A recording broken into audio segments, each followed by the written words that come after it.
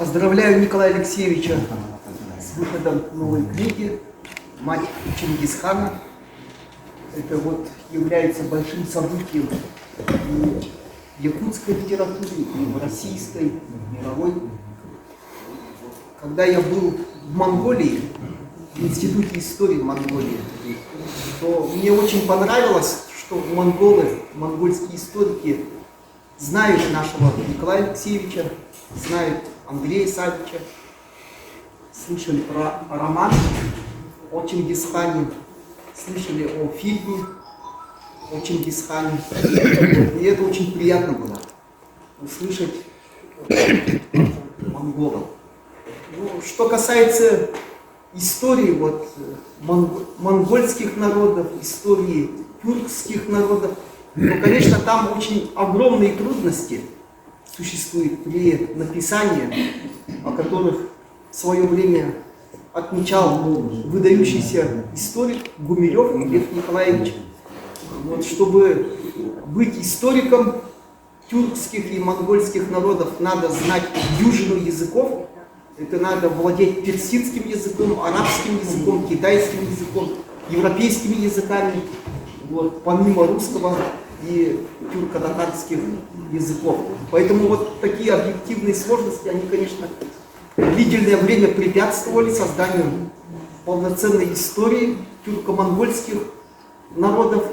Ну и предстоит еще гигантская работа по написанию этих трудов. И эти же проблемы, с этими проблемами также вот согласны и сами монгольские историки.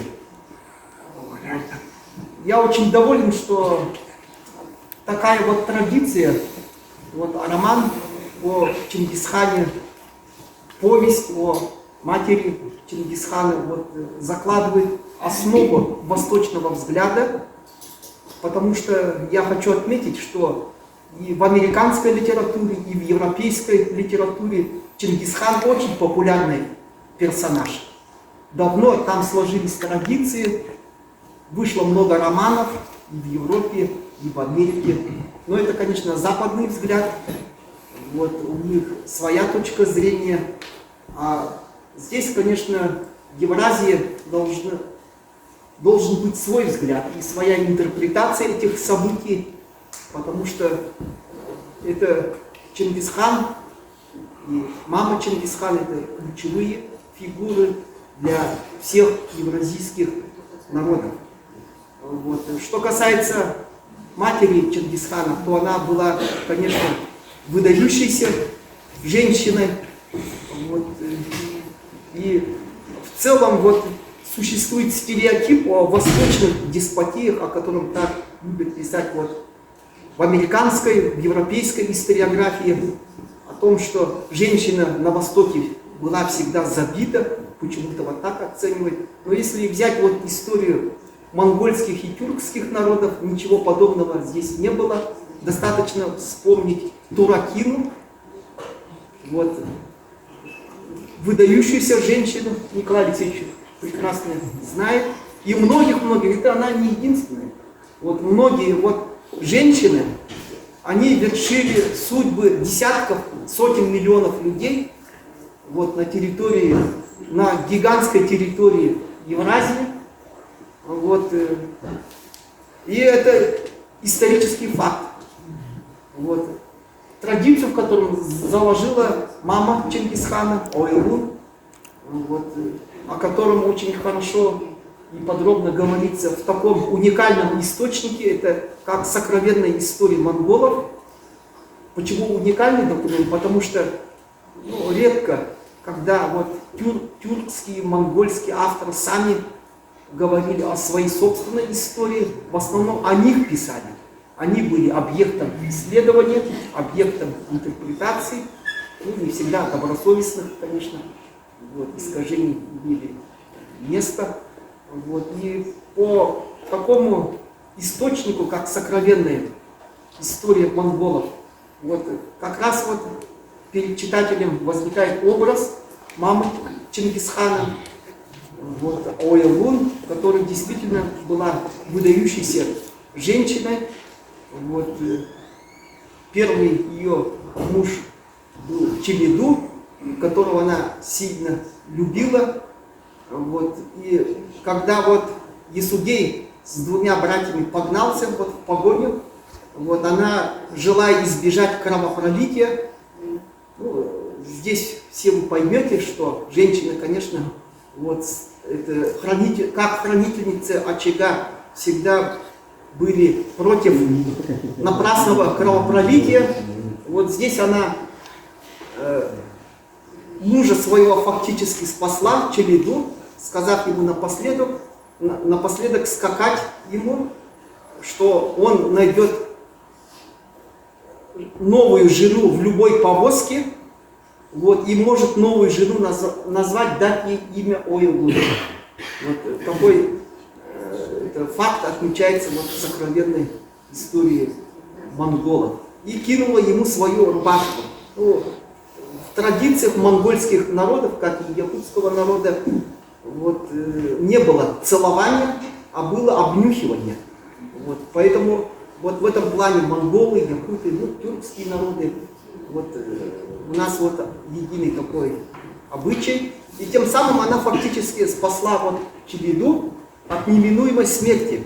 Потому что вдвоем на одной лошади они не смогли бы ускакать, и Челиду был бы, несомненно, умерщвлен.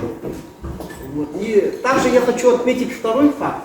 То, что оставшись одна, вот, да, когда вот муж ее, Есугей, вот, был отравлен татарами, вот, случай выпал исключительно тяжелый, когда в степи вот, две вдовы, это Сачидел и Оелун, вот, 7 детей, их все младше 10 лет, оказались выброшены в степь.